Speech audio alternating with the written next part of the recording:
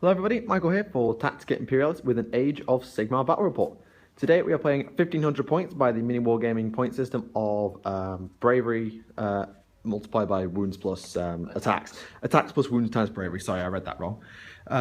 So yeah, it's 1500 points and it's going to be Force of Destruction versus elves. All sorts of elves. So I'm actually running a high and dark elf army, so Highborn and Exiles, and in my list I have a prince on a dragon with a dragon lance and enchanted shield. Please, I do apologise, he only has one wing. I can't get the other one to stick back on. Flies in circles. Shh. I then have a mage on this side, which is represented by Corhill because I don't have another mage at the moment. I have 10 spearmen, a Lothian sea helm, Caradrian, 5 dragon princes, 6 sisters of Avalorn, and that's it for the high. On the dark elf side, I have a sorceress, 5 Hargoneth executioners with a champion, 10 dread spears for command, and I'm also running Shadowblade and a Reaper bolt thrower. Not a repeater, I'm running a Reaper today just to give it a go. So my army has 10, 15, 21, 26, 27, 28, 29, 30, he's not on the board, he doesn't count, 29, 31 to 43 models in it. And Kieran, what's your list? Right, so we've got a wolf chariot there, which we've got my lead belchers, saber tusks, 24 night goblins, butcher, goblin big boss on a spider, spear chucker, tyrant, iron guts, ogre bulls, and then spider riders. What's your big name? I've not rolled it yet. I should do that now. Now the general today is obviously my prince, and Kieran is using his tyrant as his general. 5. That's not armor save. Might be monster hunter though, which could be good fun. Oh, that would just be typical, wouldn't it? 6 is get to choose. So 5 is tyrant, giant breaker. In any of the tyrant's weapons targets a monster, add 1 to its damage. And his damage is And like, he's got pistols as well. and his damage is like 3 already. Yeah. So that should be fun. In terms of terrain, we have a sacrificial building here, a enter cell building here, an arcane building here, an inspiring building there, a scary, I don't know what its actual name is, there. Down. That's not damned, is it? Because that's the Terrifying or something. Yeah. Arcane here, 2 inspiring building and woods here, another set of inspiring woods at the back, and a dangerous hill down here. Now, how many models do you have, Kieran? I think it's 42. So we have pretty much exactly the same number of models in this game, so no sudden death is in effect. Kieran's set up finishing first, so he will be taking first turn, and I am just going to remove Shadowblade from the board because he is hiding in one of my Exiles units. If I kill the exile units before he reveals himself, is he dead? I don't know. Because you can't reveal him then, can you? No, he reveals himself in combat. Interesting question. Who knows? We shall see. Anyway, with that said, let's go with another Age of Sigmar battle report. Leave a like if you are excited for this video. Place your bets in the comments below. Let's get on with turn 1. End of turn 1. So lots of movement on this side. The goblins were immune to battle shock and had a buff to their armor save. The shooting was out of range or ineffectual. Did you shoot with the lead belchers? No, they ran. Oh yeah, they ran. The chariot came around here. In my turn, I activated my prince's command ability, allowing my other heroes from Highborn to activate their command abilities. So the Lothian Sea Helm gave the Sisters of Avalorn rerolls to hit, wound, and save if they didn't move. Considering they also have the ability to shoot twice when they don't move, they completely blew away the saber tusks. And then the Reaper Bolt Thrower absolutely mulched 3 Spider Riders. And 3 more ran away. And then 3 more ran away due to battle shock. So all in all, a very solid first turn for the elves. So who is going to take first on turn 2? Oh god. That's a 2. That's a 1. That's a 3. Right, you going first or are you going second? Ooh. And the fact that Spider Riders was so damaged means I almost just want another turn to shoot you, and then I can get my dragon into... My dragon princes are still in a really awkward position. Right, okay. I think I'm going to go first. Okay. So I'm going to go first in turn 2. We'll come back at the end of the second battle round. End of the second battle round. So in my turn, the Dread Spears charged the Spider Chariot, did nothing, and took no damage back, and the Dragon charged the Lead Belchers. And 8 more. And killed them all for no damage in return. Because they didn't get to attack. Yeah, they didn't even get a round to go. In the ogre turn, or destruction turn, lots of things moved up around here. The goblins charged the dragon. It took 2 wounds from shooting from a spear chucker, no wounds in melee, and then proceeded to eat 12 of them. But they're actually immune to battle shock for another round, which is really disappointing. The Dread Spears still haven't lost a guy, but they did manage to put 1 wound onto the chariot. So, I'm going to roll off now for who goes first in the 3rd battle round. So 4 against a 1. I'm going to go first. My dragon is about to get pulverized. I hope so. This is going to hurt. I sincerely hope so. This is going to hurt a lot. Right, I'm going to come back at the end of the 3rd battle round. End of the 3rd battle round. I have the worst dice in the world. My dragon is dead. No real surprise there.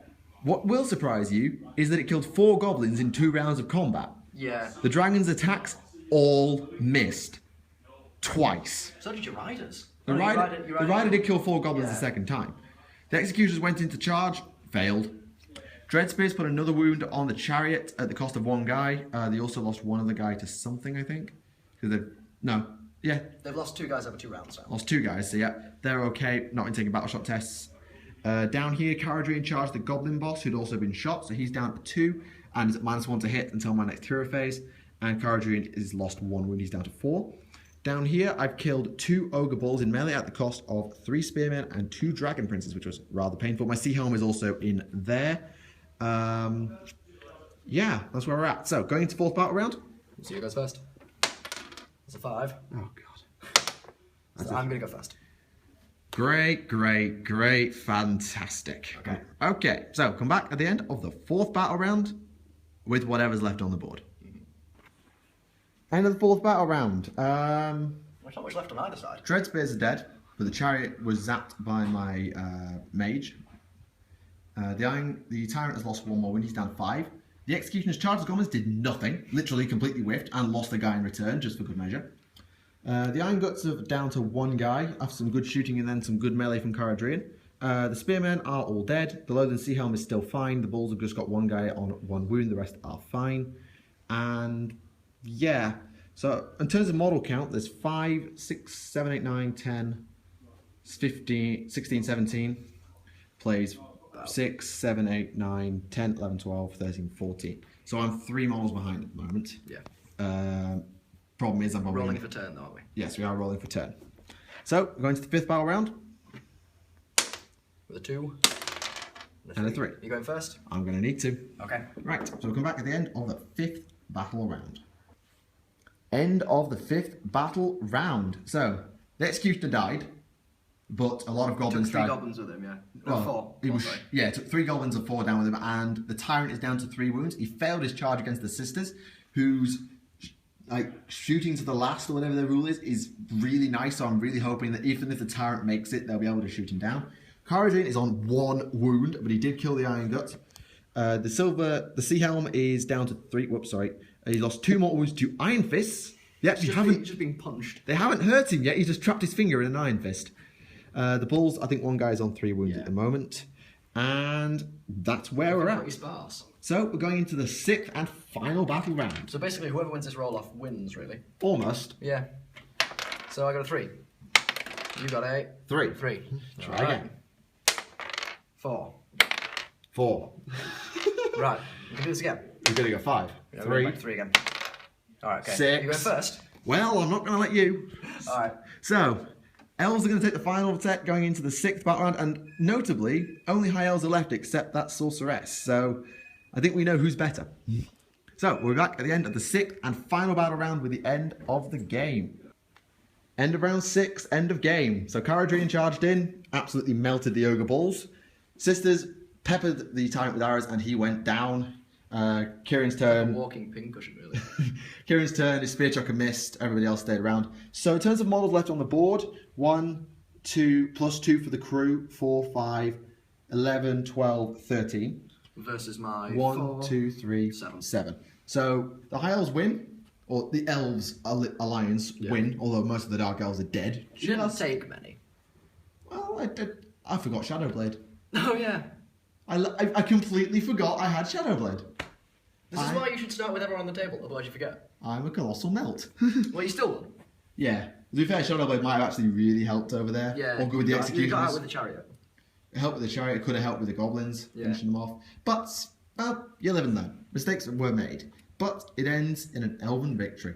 So, in terms of some post-game thoughts, I have to say, Sisters of Avalon are ridiculously good. They are. I mean, their abilities mean that they can shoot twice if they don't move. And with their Overwatch ability as well. Does that twice if you don't move apply to Overwatch? Or? I would say no, but I wouldn't want to be sure.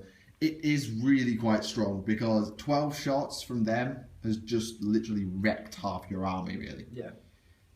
Although, in deference to the Ogres, there was an entire half an army over here. Yeah. They did well until Karadrin turned up. Yeah, Karadrin is just unbelievable. Yeah. I think Karadrin is a bit strong. I wouldn't want to say that because he's good against ogres, but you know if it was against goblins, D3 wounds. Okay, so you've killed 2 goblins. Ooh. Yeah, I think he's good against. He was always good against multiple wound stuff, though. To be fair to him, the Ogre Tyrant I have to give a special mention to for taking. I feel like his role at the start of the game with Monster Hunter was just where it set him off, really. Yeah, because he caused an extra 2 wounds on the dragon because he had his D3+1 from his pistols as well. 3 wounds even. Yeah, so he basically had another round of combat against the dragon. Yeah, it was brutal. Plus, he's shooting. He did manage to shoot 3 executioners with 1 pistol bullet. I don't quite understand how. I'm going to model them with blunderbusters so Mike doesn't get upset. Right, so there we go. That is the end of today's Age of Sigmar Battle Report with a victory for the Forces of Order. Thank you very much for watching. I hope you enjoyed the video. Please leave a like if you did. And leave any comments down below to note any misplays, thoughts, etc. We would love to hear from you. Thank you very much for watching. My name is Michael for Tactica Imperialis with Kieran. And until the next time, we'll see you all again. Bye for now.